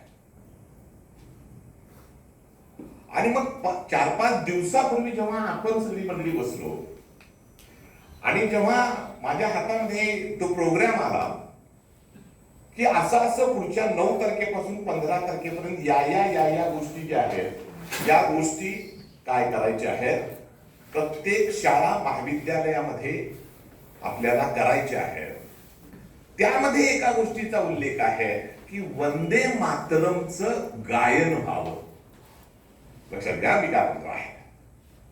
मित्रांनो, या गोष्टीच्या संदर्भाने प्राचार्य साहेब आपण ही गोष्ट मान्य कराल की 9 ते 15 तारखेच्या दरम्यान वंदे मातरमची जन्मकथा सांगणार या देशातले एकमेव कॉलेज शहाणी कॉलेज असेल.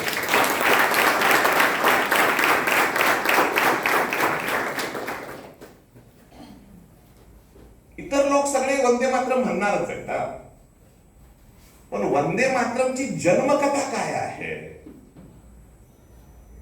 आणि मग त्यावेळी माझ्या डोळ्यासमोर एकच नाव आलं, प्राचार्य पठाण सरांचं. मी त्यांच्याशी बोललो आणि ते म्हणले सर आनंद आहे की आपण मुलांशी काय करूया, त्या संदर्भात बोलूया. आणि म्हणून फक्त NSS चे विद्यार्थी नव्हे, NCC चे विद्यार्थी नव्हे, तर माझं तरी म्हणणं होतं सगळ्या विद्यार्थ्यांनी प्राध्यापकांच्या समोर ही गोष्ट यायला पाहिजे की वंदे मातरम कुठून आलं. लक्षात येते का बघा. आणि वंदे मातरमच का, 1-2 प्रश्न आहेत. वंदे मातरम कुठून आलं, वंदे मातरमच का, आणि या वंदे मातरमला या पद्धतीचा सगळ्या लोकांचा प्रतिसाद का मिळाला, हे आपण काय करूया, समजून घेऊया. बाळांनो, एक गोष्ट तुमच्या लक्षात येत असेल, 8-15 दिवसापूर्वी, महिन्याभरापूर्वी जंतर मंतरवरती एक काय झालं, आंदोलन झालं. आणि जंतर मंतरवरती आंदोलन होत असताना या मंडळींच्या मनातला विचार जो आहे, हा कशाचा विचार आहे, हा व्यवस्थेच्या संदर्भातला काय आहे, असंतोष आहे. हे 2026 ची गोष्ट आहे. 1875 सरांनी काही संदर्भ सांगितले आपल्या समोर की 1875, 1857, 57 ते 75 वगैरे वगैरे या सगळ्या गोष्टी आहेत.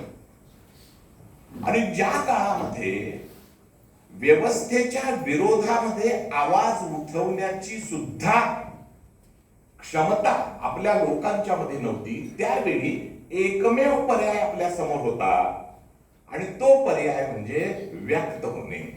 लक्षात घ्या मी काय म्हणतो, व्यक्त व्हायचं आहे. आणि मग ते व्यक्त कशाच्या पद्धतीने व्हायचं, म्हणजे त्यावेळची काही नावं सरांनी सांगितली. म्हणजे 1835 ला बाळशास्त्री जांभेकरांच्या माध्यमातून दर्पण पत्रिका सुरू झाली. आणि दर्पण पत्रिका एकाच वेळी इंग्रजी आणि मराठीतून यायची. आणि त्यावेळी किंवा त्याच दरम्यानच्या कालावधीमध्ये जे समाज सुधारक, मग गोखलेंचं नाव घेतलं, रानडेंचं नाव घेतलं, आणि पुढच्या काळामध्ये साधारणतः 1869 ला गांधींचा जन्म झाला आणि 10-15 वर्षानंतर गांधी अंक तंक ह्या सगळ्या गोष्टी आला. प्रत्येकाची नावं मी घेत नाही आहे. तर ही माणसं जी आहेत, या माणसांना लक्षात येत होतं की हे काहीतरी चुकीचं चाललेलं आहे, पण त्याला आवाज मिळत नव्हता. एक लक्षात घ्या मी काय म्हणतो आहे. आणि हा आवाज शोधायचं काम जे आहे ते शोधायचं काम प्रत्येक जण करत होता. आणि त्यावेळी बंकिमचंद्र चटर्जींच्या माध्यमातून वंदे मातरम आलं. वंदे मातरम काय आहे? हे साधं गाणं आहे. लक्षात घ्या मी काय म्हणतो. म्हणजे जसं आपण म्हणतो मोहनदास करमचंद गांधी, पहिल्या गांधींचा विचार 25 वर्षात मोहनदास करमचंद गांधीच करतो आपण. तर त्यांना महात्मा गांधी म्हणतो आपण? नाही हो. नंतरच्या टप्प्यात जेव्हा गांधी दक्षिण आफ्रिकेतून इथं आले, येताना जाताना तो मोहनदास होता, येताना तो गांधी झाला, महात्मा गांधी. तसं वंदे मातरम जेव्हा लिहिलं गेलं, सरांनी सांगितलं की 1875 ला किंवा त्या दरम्यानच्या कालावधीमध्ये लिहिलं गेलं. आणि त्यात काय आहे म्हणजे मला एक ओळ आठवते, जननी जन्मभूमीश स्वर्गदपी गरीयसी. जननी आणि जन्मभूमी ही काय आहे? स्वर्गाहूनही महान आहे. हे आपल्या कानावर गेलेलं आहे. लक्षात घ्या, हे वाक्य जे आहे हे शाळेत शिकत असताना हे आपल्या कानावर गेलेलं आहे. आमच्या संस्कृतीमध्ये म्हणजे भारतीय संस्कृतीमध्ये आईचं स्थान हे सर्वोच्च आहे. जननी आणि जन्मभूमी. जननी म्हणजे आई, जन्मभूमी म्हणजे मातृभूमी. भूमीला सुद्धा आपण मातृ असत म्हणतो. आणि ते संपूर्ण जे गीत आहे म्हणजे सुजलाम सुफलाम इथून सुरू होणारं ते सगळं जे गीत आहे, हे गीत कशाच्या संदर्भात आहे? भूमीच्या संदर्भात आहे. आणि भूमीला बंकिमचंद्रांनी आई मानलं.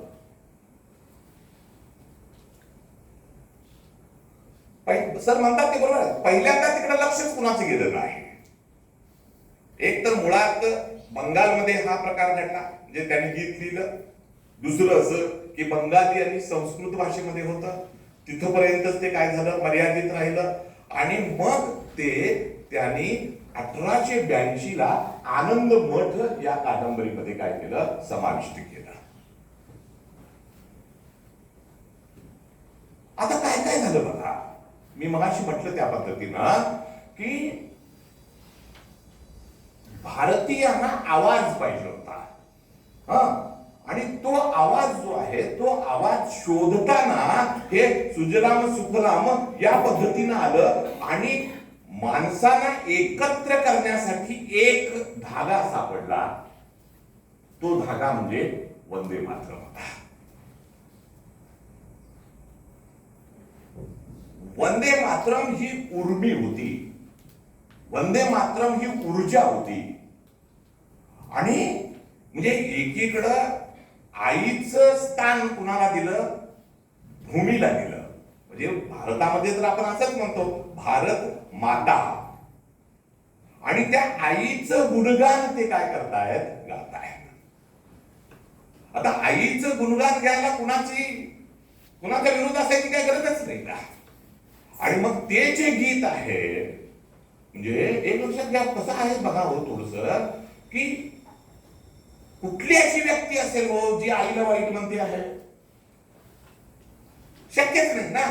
आणि मग भारत मातेला वाईट बघायचा प्रश्नच येत नाही.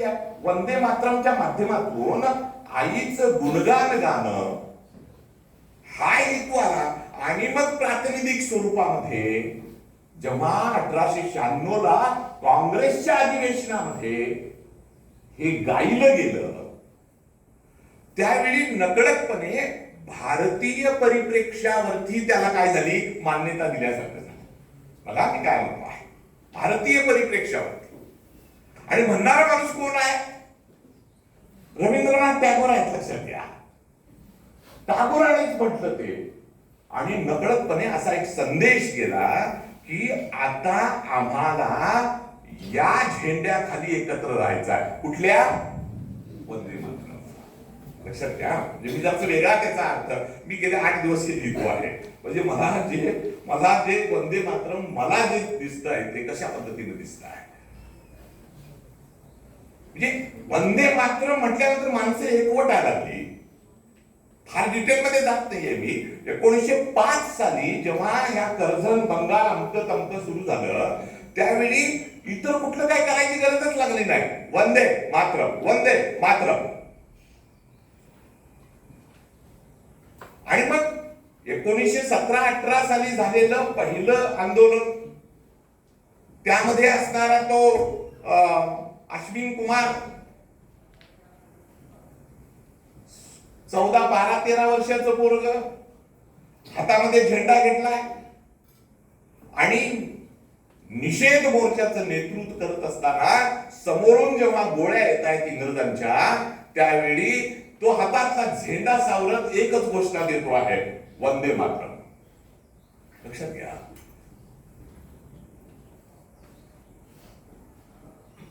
म्हणजे वंदे मातरम हे म्हणणं म्हणजे माझं या देशावरती प्रेम आहे. मी या देशासाठी मरायला तयार आहे. तुम्ही भलेही गोळ्या चालवा, मी पाठीमागे असणार नाही आहे. आणि मग तो 1931 ला जेव्हा तिघही ज्यांचा उल्लेख सातत्यानं आपण करतो, भगतसिंग असतील, राजगुरू असतील, सुखदेव असतील, ही मंडळी जेव्हा फासाकडे निघालेली आहे.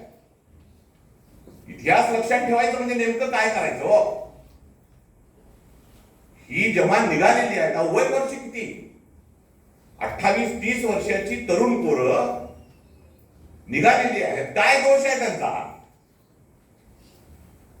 या देशाला स्वातंत्र्य मिळायला पाहिजे म्हणून ती मंडळी काय झालेली आहेत, आपलं हौतात्म्य द्यायला तयार झालेली आहे. आणि ती जात असताना जेव्हा भगतसिंगांचं पुस्तक वाचत असताना माझ्या लक्षात आलेलं होतं की जेव्हा ती कॅनडामधून बाहेर पडलेली आहेत तेव्हा सगळे कैदी जे आहेत ते कैदी काय म्हणतायत, इन्कलाब जिंदाबाद. आणि त्यावेळी हे तिघही म्हणतायत वंदे मातरम. लक्षात घ्या. वंदे मातरम का म्हणायचं, का लक्षात ठेवायचं?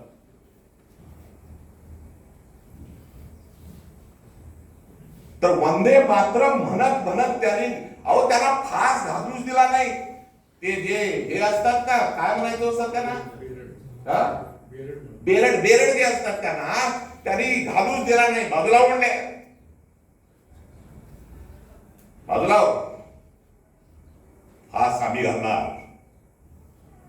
आणि फास घातल्यानंतर फासात ज्यावेळी ते घातलेलं आहे शेवटचं सुद्धा विधान तेच आहे, वंदे मातरम.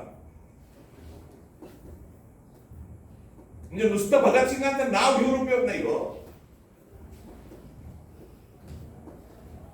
म्हणून वंदे मातरम म्हणायचं. लक्षात घ्या. म्हणजे वंदे मातरमची ही ऐतिहासिक पार्श्वभूमी जी आहे, ही ऐतिहासिक पार्श्वभूमी आपल्याला माहिती असायला पाहिजे. आपल्या तरुण मित्रांना सगळ्यांना माहिती असायला पाहिजे. इतिहास शिकायचं म्हणजे काय, 100 पैकी 98 मार्क्स मिळाले, ठीक आहे. भगतसिंगांचा हौतात्म्याचं जरा 1 मिनिटात वर्णन करून सांगितल्यानंतर मला काय माहित नाही. भगतसिंगांना फाशी दिलं, अरे फाशी दिलं माहिती आहे ना, सगळ्यांनाच माहिती आहे. पण ते फाशी जात असताना तो भगतसिंग जो आहे तो ज्या पद्धतीचं वर्तन करतो आहे ते आपल्या पिढीला माहिती असायला पाहिजे. आणि ही नवी पिढी जी आहे, आपण सगळी ते बसलेलो आहोत. आणि इतिहासाच्या या प्रत्येक क्षणाची आठवण जी आहे ती काय करायला पाहिजे, ठेवायला पाहिजे. आणि वंदे मातरमनं अशा पद्धतीनं संपूर्ण देशाला एक केलं, सगळ्या देशाला एक केलं. म्हणजे एखादा दंगा सुरू असेल आणि पटकन कुणीतरी राष्ट्रगीत लावल्यानंतर सगळी माणसं काय होतात, शांत उभा राहतात ना. तो राष्ट्रगीताला काय असतो, आपण दिलेला आदर असतो, सन्मान असतो. तसं वंदे मातरम म्हटलं की त्या काळामध्ये म्हणजे 1947च्या अगोदर हे वंदे मातरम नावाचं ब्रीज झालेलं होतं. आणि दुर्दैव सर म्हटले ते बरोबर आहे की सुरुवातीच्या काळामध्ये वंदे मातरमकडे या पद्धतीने बघितलं गेलं नाही, पण नंतर मात्र काँग्रेसच्या प्रत्येक अधिवेशनामध्ये वंदे मातरम हे गायलंच गेलं. ही त्याची ऐतिहासिक पार्श्वभूमी आहे. 15 ऑगस्ट 1947 ला आपल्याला स्वातंत्र्य मिळालं. स्वातंत्र्य मिळालं, आमचं राष्ट्रगीत निश्चित झालं. जनगण मन अधिनायक जय हे राष्ट्रगीत निश्चित झालं. त्यावेळी म्हणजे पुन्हा माझे काही संदर्भ लक्षात घ्या. 26 जानेवारी 1950 ला भारत प्रजासत्ताक झाला. प्रजासत्ताक झाला म्हणजे घटना लागू झाली. 24 तारखेच्या मीटिंग मध्ये, 24 जानेवारीच्या मीटिंग मध्ये या देशाच्या राष्ट्रपतींनी हे सांगितलं की आता वंदे मातरमला सुद्धा राष्ट्रीय गीताचाच दर्जा द्यायला पाहिजे. द्या. कुणी सांगितलं? राष्ट्रपतींनी सांगितलं. आणि आता परिणाम काय झाला? त्याच्यानंतर वंदे मातरम आणि राष्ट्रगीत म्हणून काय झालं? जनगण मन मान्य झालं, पण त्याची जसं मांडणीकरांनी सांगितलं की त्याची वैधता जी आहे ती निश्चितच झाली नाही. म्हणजे म्हटलं तर म्हणून देत, नाही म्हटलं तर काही बिघडत नाही, असं काहीतरी ते झालं. आणि मग आता या 150व्या वर्षाच्या निमित्तानं सरकारनं लोकसभेमध्ये काही निर्णय घेतले. आता त्याला विरोध असायची काही गरजच नव्हती. आणि मग आता जे सांगितलं गेलं ते असं केलं की आता सार्वजनिक जीवनामध्ये या पद्धतीनं निर्णय जो आहे तो निर्णय घेण्यात यावा. एक दोनच मुद्दे क्लिअर करतो. ऐतिहासिक नोंदी झाल्या. या गीताचं सांस्कृतिक महत्व काय आहे?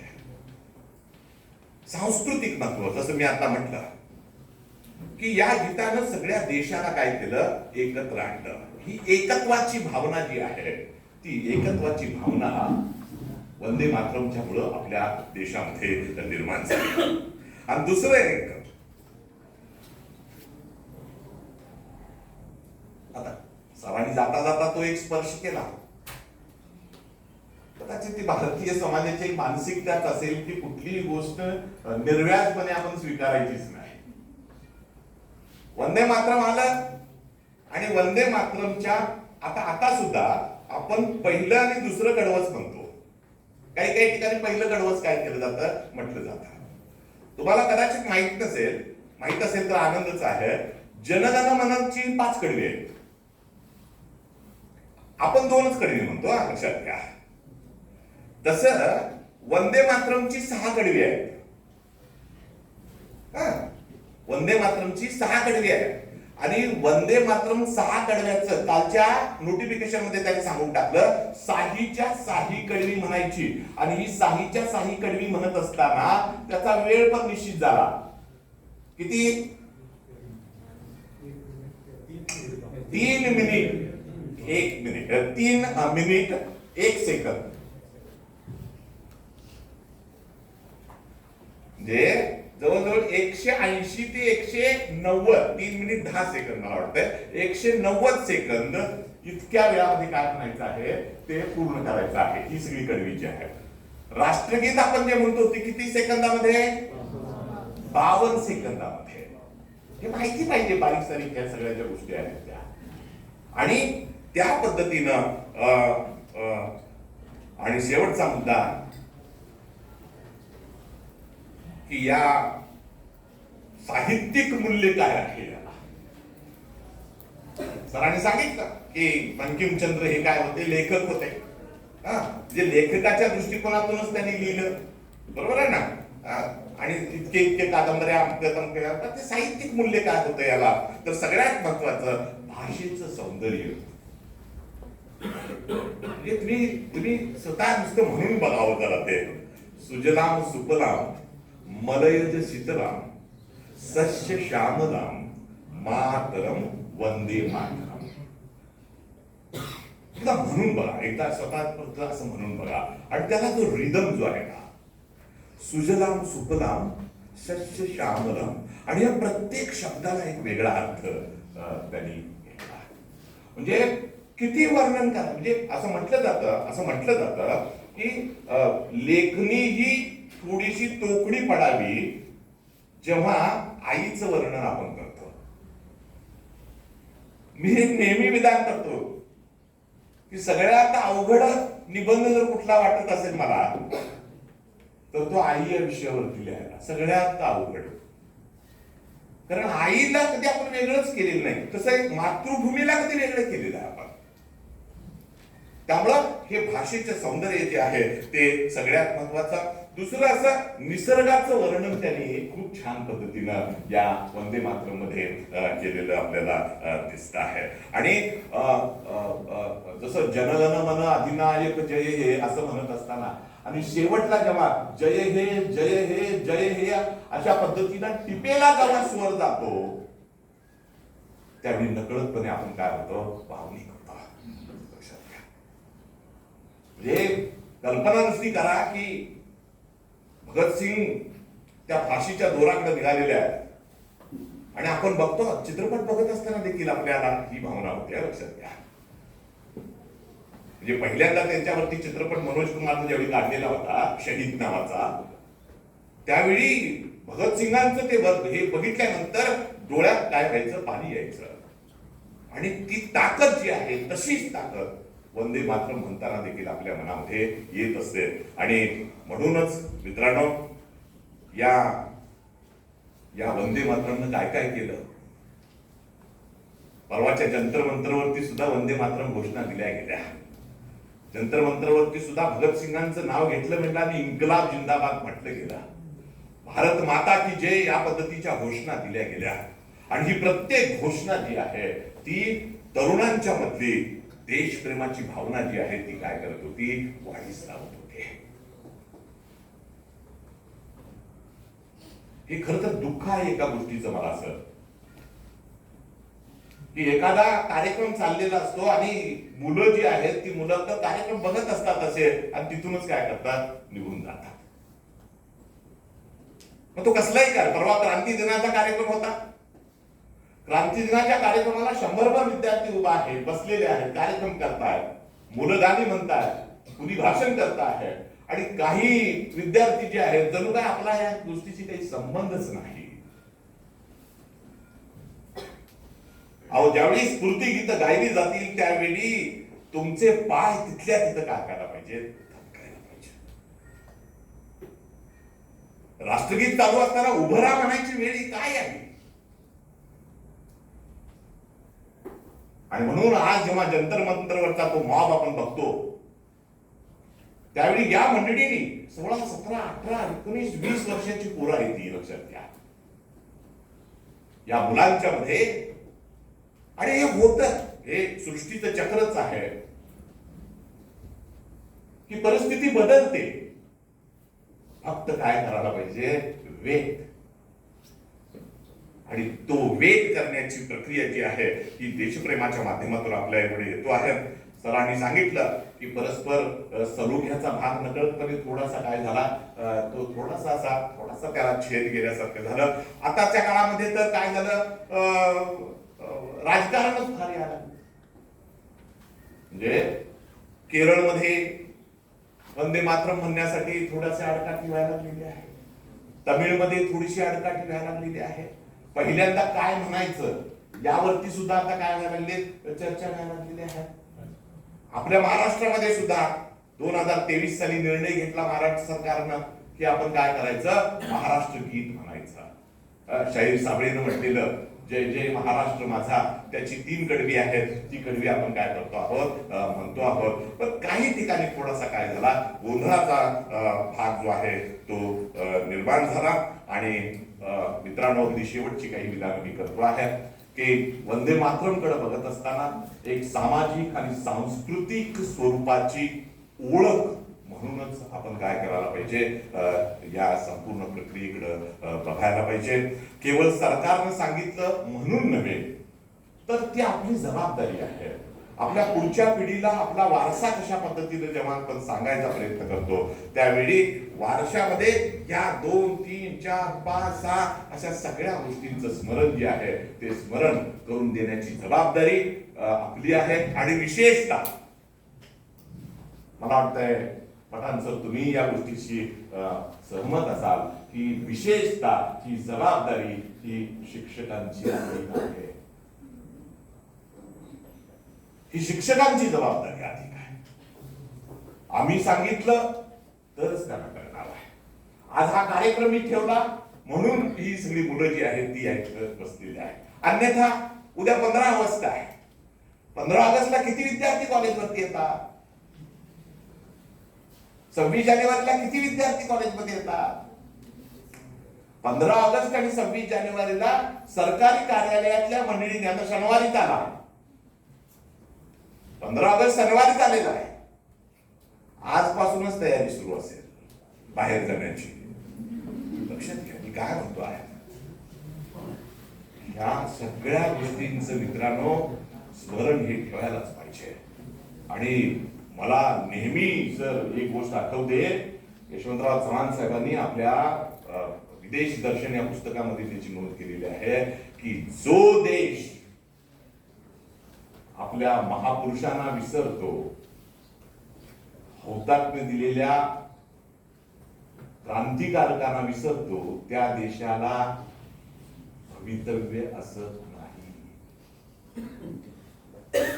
आणि म्हणून 15 ऑगस्ट असेल, राष्ट्रगीत जनगण मन असेल, वंदे मातरम असेल, अशा सगळ्या गोष्टी स्मरणात ठेवणं आणि त्याचा त्यावेळी उच्चार करणं, ह्या सगळ्या गोष्टी इथून पुढच्या कालावधीत व्हाव्यात अशा पद्धतीची अपेक्षा मी या ठिकाणी ठेवतो. सर तुम्हाला ऐकणं हा एक वेगळा आनंद माझ्यासाठी असतो. तो एवढ्यासाठी असतो, नुसती स्तुती करणं मला बी जमत नाही. पण एखादं व्याख्यान द्यायचं आहे म्हटल्यानंतर इथं उभं राहून तुम्ही 40 मिनिटं बोलू शकता असता, नुसतंच बोलायचं म्हटलं तरी सुद्धा काय फार बिघडत. पण संपूर्ण भाषण तुमचं तुम्ही काय केलेलं आहे त्या ठिकाणी नोंदवलेलं आहे. बरं अशाच गोष्टी तुम्ही सांगितल्या. कुठपर्यंत गेलात मी? 1498 पासून आला. ही सांगायची काय गरज होती का? नाही आहे. पण पहिली 10, 12, 15 मिनिटं जी आहेत ती 15 मिनिटं वंदे मातरमच्या पूर्वीचा इतिहास तुम्ही सांगितला. आणि तो सांगत असताना सणावळ्यांच्या सहित ते गेलं. आणि हे खूप महत्वाचं आहे. हे खूप महत्वाचं आहे. म्हणजे आता या वयात असा शब्द मी वापरत नाही. या वयात असं म्हणत नाही आहे. तुमचा या अभ्यासाच्या संदर्भातला असणारा उत्साह आणि कमिटमेंट जी आहे ती सगळ्यात महत्वाची. कमिटमेंट म्हणजे पुढच्या काळामध्ये एक चर्चासत्र आपल्या इथं आम्ही घेण्याचा विचार करतो आहे. बघू ते कसं कसं होतंय. पण त्या संदर्भातलं लेख सरांनी आता माझ्या टेबलवरती आणून ठेवलेला आहे की सर हा माझा लेख काय आहे तुमच्या समोर मी देतो आहे. त्यामुळं तुमच्याकडे बघितल्यानंतर आमच्याकडे ऊर्जा येते. म्हणजे अनेकांच्याकडून अनेक गोष्टी मी घेतल्या असतील, तसं तुमच्याकडून ही एक गोष्ट. मागच्या व्याख्यानाच्या वेळी सुद्धा तुम्ही ज्यावेळी आला त्यावेळी तुमचं भाषण इथं काय होतं, तुमचं तयार होतं आणि त्याचे मुद्दे जे आहेत ते मुद्देही तसेच होते. आणि तीच नकळतपणे कदाचित मला सवय लागलेली असावी की आपलंही भाषण आपलं तयार असावं. भलेही वेळ कमी असाल तर मांडायला काही प्रॉब्लेम नाही आहे, मांडायचा काही विषय नाही आहे. पण समाधान या गोष्टीचं मला आहे की मीही वंदे मातरम पहिल्यांदाच इतकं समजून घेतलं. म्हणजे मला माहिती होतं असं म्हणणं म्हणजे हा धादांत कोडगेपणा होईल. लक्षात आलं का? नाही, मलाही माहित नव्हतं हे की पण या बारीक सारीक गोष्टी ज्या आहेत त्या सर्व गोष्टी तुमच्या माध्यमातून आमच्यापर्यंत पोहोचल्या. आणि हा संपूर्ण प्रवास जो आहे त्याचबरोबर राज्यशास्त्र विभागाच्या वतीनं भित्तीपत्रक तयार केलं गेलं. आणि एकदा बघा ते काय म्हणायचं आहे, कुठल्या गोष्टींचा मला अभिमान आहे तर राष्ट्रीय प्रतीकांचा अभिमान आहे. राष्ट्रीय प्रतीकामध्ये काय काय आहे? आमचा राष्ट्रीय पक्षी कुठला आहे, प्राणी कुठला आहे, राष्ट्रीय ध्वज आमचा का आहे, त्यात 3च का रंग आहेत, त्याच्यामध्ये असणारे ते अशोक चक्राला किती आरे आहेत, ह्या सगळ्या गोष्टी माहिती असायला पाहिजे. ते त्यात तितक्याच का आहेत त्यालाही कारण आहेत. हे गंमत म्हणून केलेलं नाही, लक्षात घ्या. गंमत म्हणून केलेलं नाही होते. आणि हे प्रत्येक भारतीयाला माहिती असायला पाहिजे. त्यातलाच हा एक प्रयोग जो आहे तो प्रयोग राज्यशास्त्र विभागाच्या वतीनं या ठिकाणी झाला. तुमचंही ज्यांनी ते केलेलं आहे त्यांचंही अगदी मनापासून या ठिकाणी अभिनंदन करतो. NSSच्या माध्यमातून आता इथं मी काही माझी नाराजी व्यक्त करत नाही, पण 9 ते 15 हा जो काही कालावधी असतो तो कालावधी आहे म्हणून नव्हे, काही गोष्टी तुम्हालाही काय करायला पाहिजे, सुचायला पाहिजे. NCC आणि NSSच्या विद्यार्थ्यांना कमिटमेंटच्या दृष्टिकोनातून त्यांची जबाबदारी ही अधिक असते. महाविद्यालयाचे ते अभ्यासेटर असतात, लक्षात घ्या. महाविद्यालयाचे अभ्यासेटर नुसतंच कार्यक्रमासाठी कार्यक्रम तुम्ही जर घ्यायला लागला तर त्याला काही अर्थ नाही आहे. म्हणजे सकाळ सकाळी मी ज्यावेळी इकडे येत होतो त्यावेळी महाविद्यालयाचे कर्मचारी त्या ठिकाणी सगळे काय करत होते, स्वच्छता वगैरे करत होते. खरं तर ही जबाबदारी 9 ते 15च्या दरम्यान तरी आमची असायला पाहिजे ना, विद्यार्थ्यांची असायला पाहिजे ना.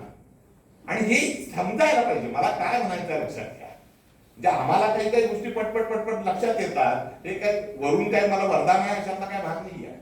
त्या काळामध्ये त्या गोष्टी आपल्या लक्षात यायला पाहिजेत. आणि मला वाटतंय इथून पुढच्या कालावधीमध्ये त्या गोष्टी आपण सर्वजण करू. पुन्हा एकदा आणि खूप छान वाटलं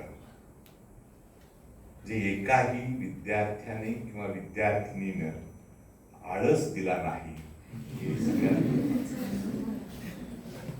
त्यांच्या चेहऱ्यावरती उत्सुकता आहे. अरे काय सांगताय ते. आणि जेव्हा जेव्हा पुस्तकाचं पहिलं पान आता उघडाल बाळांनो तुम्ही, त्या पहिल्या पानावरती प्रतिज्ञा आहे, आतल्या पानावरती राष्ट्रगीत आहे आणि त्याच्या आतल्या पानावरती वंदे मातरम आहे.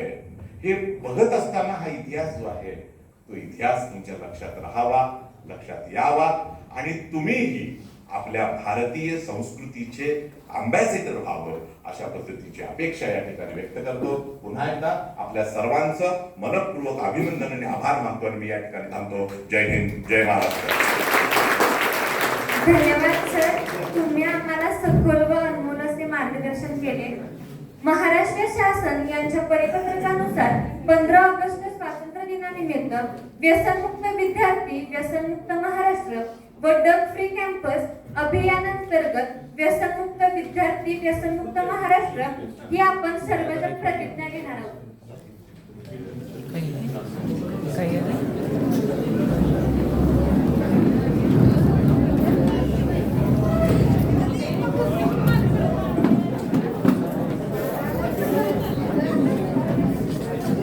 मी सर्वांना विनंती करते की त्यांनी माझ्या मागोमाग म्हणावे.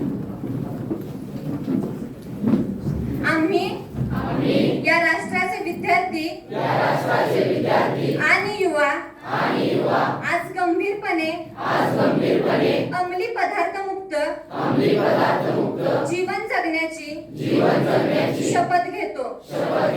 आम्ही स्वतःला, आपल्या कुटुंबाला आणि आपल्या मित्रमैत्रिणींना कोणत्याही प्रकारच्या अंमली पदार्थांच्या व्यसनापासून दूर ठेवण्याचे वचन देतो. आमच्या परिसरात अंमली पदार्थांचा वापर किंवा त्यांची विक्री कोणत्याही परिस्थितीत सहन करणार नाही. अंमली पदार्थ मुक्त सुरक्षित आणि निरोगी शैक्षणिक परिसर उभारण्यासाठी आम्ही आमच्या क्षमतेनुसार सर्वतोपरी प्रयत्न करू आणि अंमली पदार्थ मुक्त भारत घडविण्यासाठी सक्रिय योगदान देऊ. जय हिंद, जय महाराष्ट्र.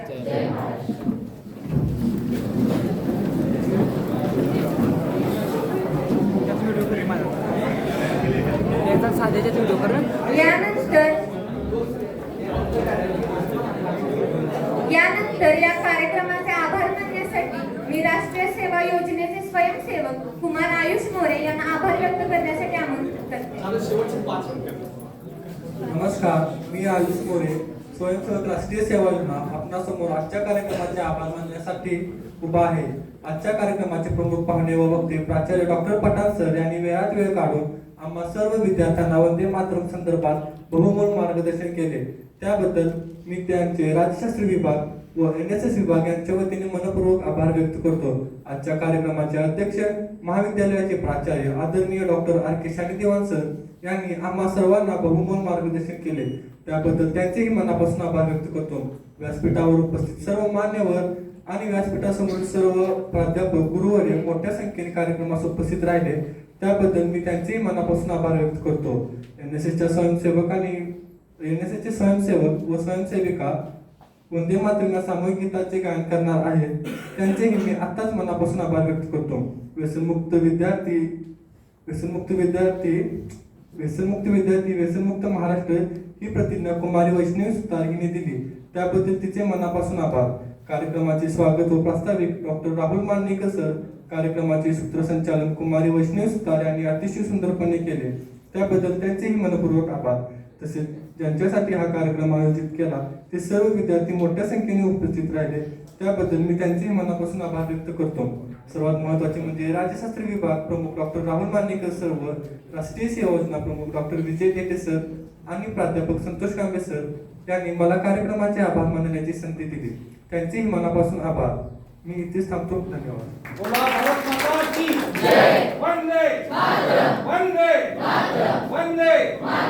यानंतर कार्यक्रमाची सांगता वंदे मातरम या गीताने होईल. त्यासाठी मी NSS विभागातील स्वयंसेविका व स्वयंसेवक यांना आमंत्रित करते.